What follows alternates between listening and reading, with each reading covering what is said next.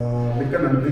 இன்னைக்கு வந்து எங்ககிட்ட எங்களோட இருந்து இந்த என்டையர் இன்ஃபர்மேஷனை பப்ளிக் கொண்டு போகிறதுக்கு நான் நன்றி தெரிவிச்சுக்கிறேன். இன்னைக்கு today two things. I thank you everyone. I'll just have a combination of little bit in தமிழ்லையும் பேசுகிறேன், ஆங்கிலத்திலும் பேசுகிறேன், ஸோ அது எல்லாருமே பப்ளிக்கு யூஸ் ஆகும். ஸோ இன்னைக்கு வந்து நம்ம டிஸ்கஸ் பண்ண போகிறது வந்து today we are going to discuss about robotic Whipple's procedure. See, the robotic Whipple's procedure அப்படின்றது, the Whipple's procedure அப்படின்றது it's the most complicated surgery in the human body. I can just put it like that. இதுக்கு மேலே ஒரு complicated surgery human பாடியில் இல்லை. So இதில் என்னென்னா, எதுக்கு இது காம்ப்ளிகேட்டட் அப்படின்னா, ஒரு இந்த சர்ஜரியில் ஒரு நொடி கூட நம்ம கான்சன்ட்ரேஷன் இல்லாமல் பண்ணவே முடியாது. அதே மாதிரி ரொம்ப பக்கத்தில் ரொம்ப வைட்டல் ஆர்கன்ஸ் எல்லாமே இருக்கும். இது ரொம்ப ரொம்ப ரொம்ப டிஃபிகல்ட் சர்ஜரி. அதே மாதிரி நிறைய ஜாயினிங் இருக்கும். நம்ம எல்லாருக்குமே டிஃபிகல்ட் சர்ஜரி அப்படின்னு என்ன நினைப்போம், இப்போ ஹார்ட் சர்ஜரி, பிரெயின் சர்ஜரி அப்படின்ற மாதிரி ஒரு கான்செப்ட் இருக்கும். இப்போ ரெகுலர் பைபாஸ் சர்ஜரி அதுன்ற காட்டி, இப்போ பிரெயின் சர்ஜரி காட்டி, this is the most challenging and difficult surgery in the human body. So இப்போ என்ன, அதை வந்து நம்ம we do it robotically. இப்போ முக்கியமான விஷயம் என்னன்னா, இப்போ ரொபாட்டிக்ன்றது ரெண்டு விஷயம். ஒன்று ரொபாட்டிக் அசிஸ்டட் சர்ஜரி, அதாவது சர்ஜரியை வந்து ஒரு சர்ஜரி வந்து ரொபாட்டிக்காக பண்ணிட்டு ரிமைனிங் சர்ஜரி ஓப்பன் பண்ணி பண்ணுறது. இப்போ நாங்கள் பண்ணுறது ரெகுலராக இங்கே வந்து ஒரு சீரீஸ் ஆஃப் கேசஸ் பண்ணியிருக்கோம். இங்கே நாங்கள் பண்ணுறது வந்து completely fully total robotic surgery. வேறு ஆரம்பத்துலேருந்து முடிகிற வரைக்கும் the entire surgery is done ரொபாட்டிக்லி.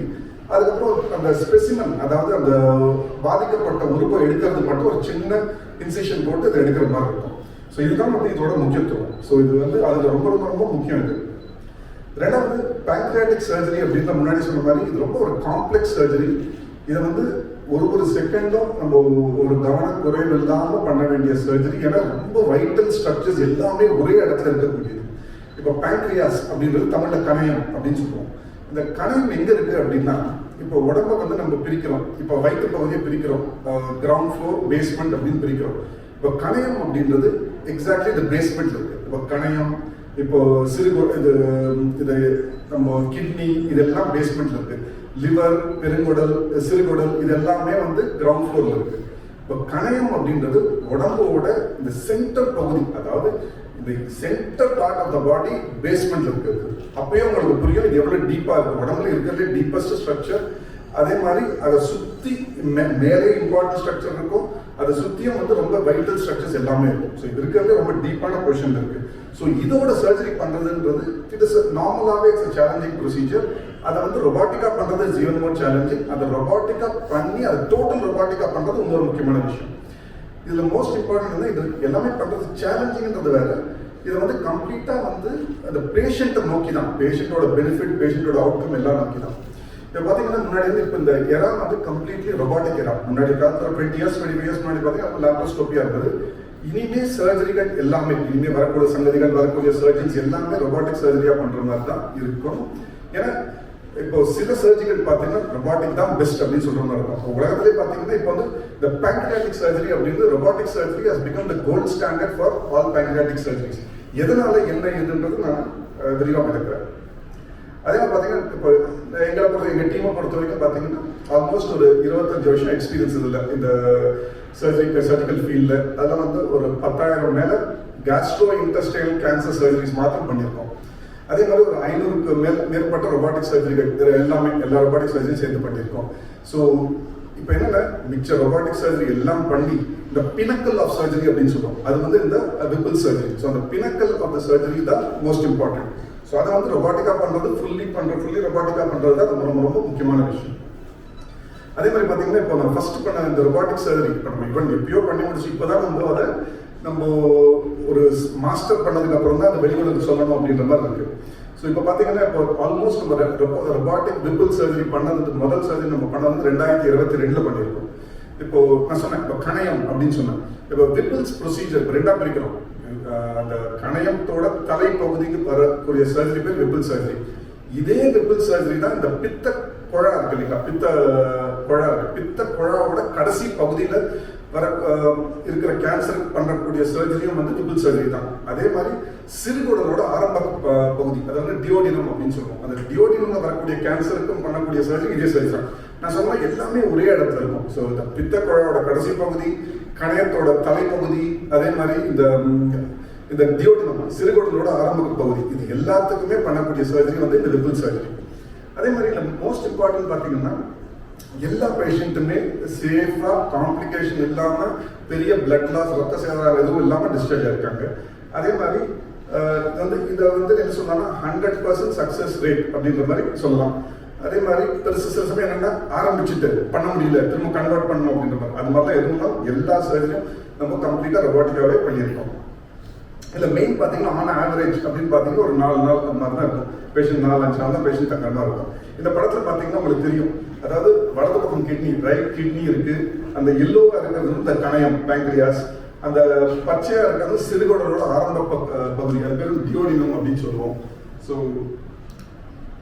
இதை வந்து இதோட ஒப்பிட்டு பார்த்தா இந்த பின்னாடி பார்த்தீங்கன்னா ரத்த குழாய்கள், இந்த பின்னாடி நீல கலர்ல இருக்கிறது தான் வந்து ஒரு மேஜர் ரத்த குழாய், சுப்பீரியர் மெசென்ட்ரிக் வெயின் அப்படின்னு சொல்லுவோம். அது வந்து ரொம்ப ரொம்ப மேஜர் வெயின். அதுக்கு மேலே வந்து போர்ட்டல் வெயின் அப்படின்னு சொல்லுவோம். அதே மாதிரி அதுக்கு ஸ்ப்ளினிக் vein. Surgery is important in pancreatic cancer.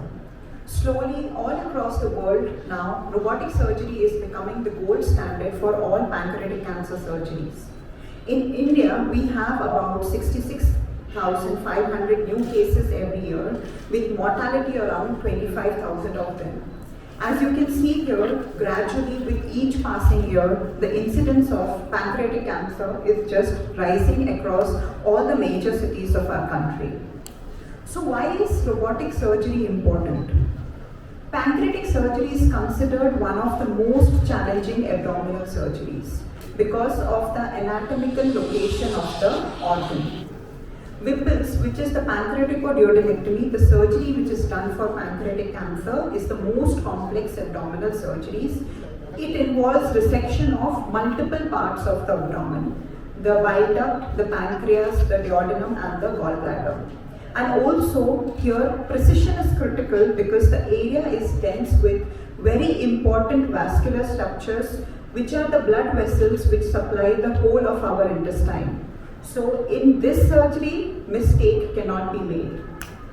And there are certain limitations with open surgery because we tend to make long incisions, there is more blood loss and longer recovery.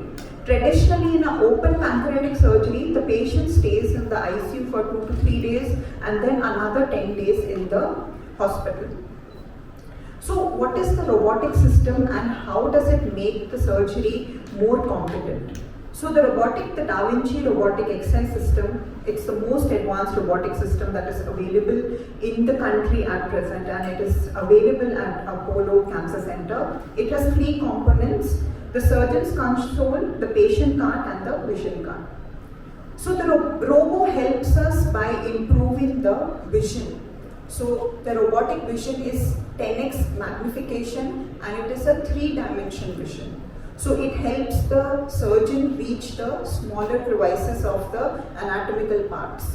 The instruments are very precise, which help us in fine dissection along the major blood vessels, and also the surgeon enhanced ergonomics. The surgeon is comfortable during the long surgery.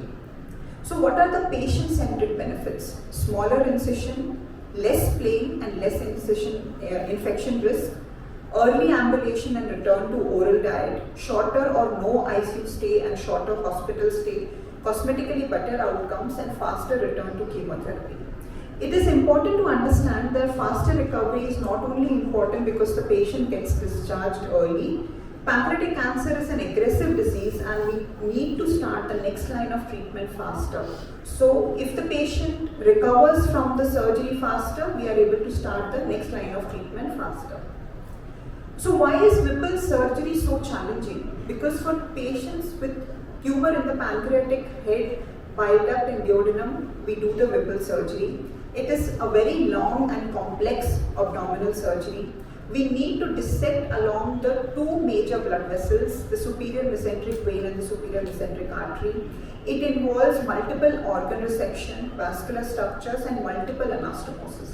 Because we remove multiple organs, there are about 3 to 4 joining that we do. So it is a high risk surgery because It is a gamble that all the 3 to 5 joinings should heal appropriately for the patient's benefit.